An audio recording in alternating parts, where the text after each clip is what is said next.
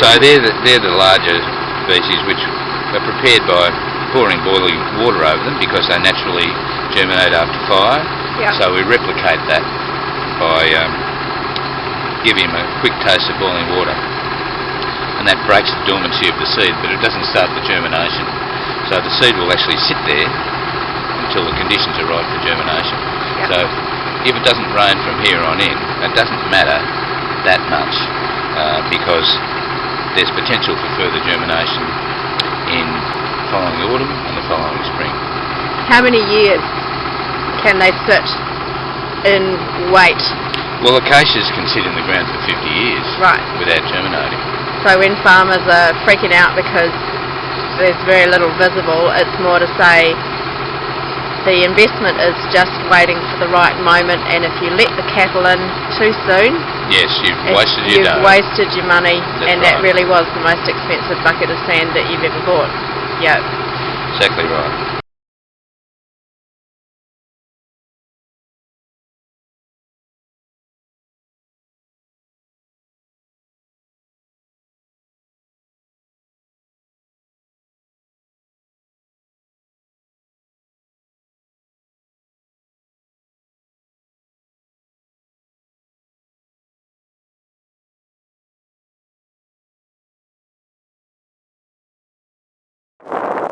Here at the direct seeding site at Allensford, overlooked by the Warrnambool Cheese and Butter Factory that we direct seeded back in 2013.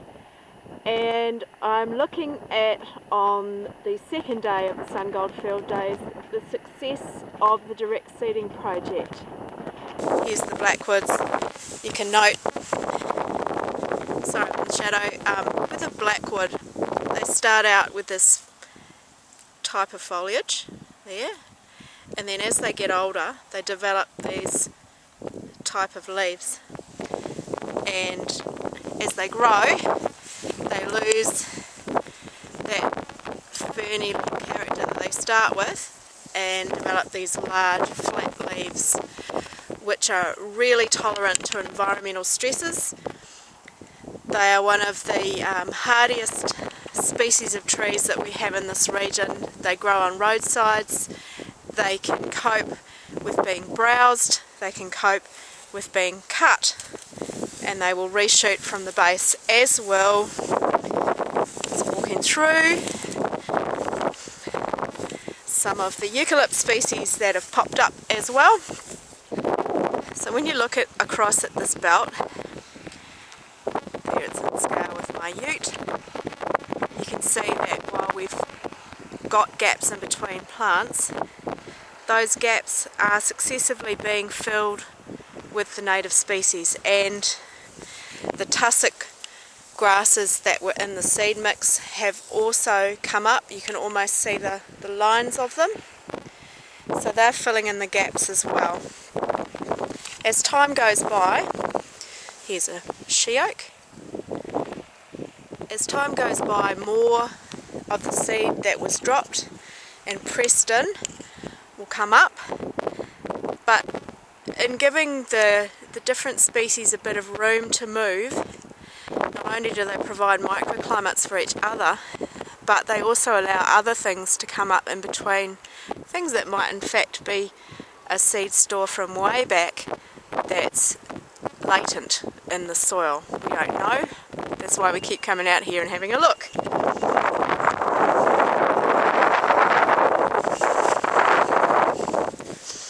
So I'm down in one of the pressed sort of gutters of the site, the edge of it, and yeah, you can see you've got this year's seed that went in at the same time as everything else, but for whatever reason it's only decided to emerge now. And one of the things about direct seeding sites is that people often worry that it's been unsuccessful, and they let the cows in and they eat the hell out of it, all good, except because you've got these multiple layers and you've got these multiple growing events.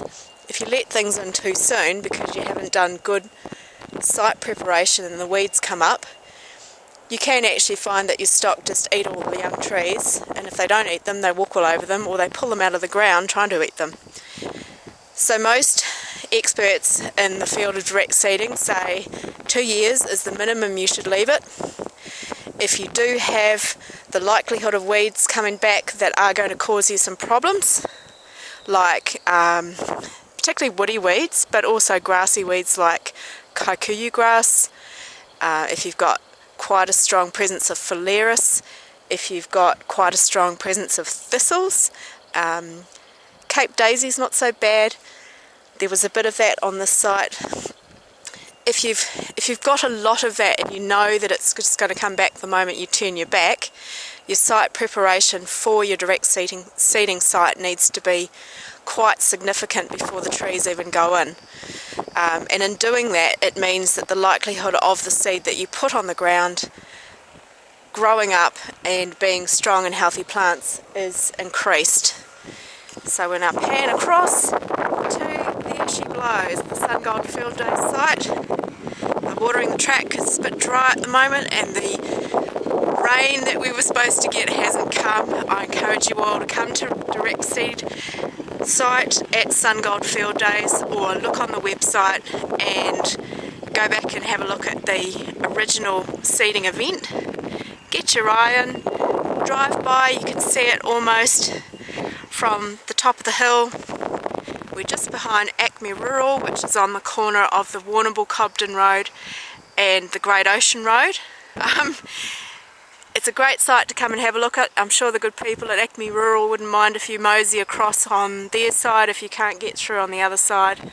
Come and have a look, see what it's all about, and if you've got any questions, just give us a call. We're happy to help. Thanks.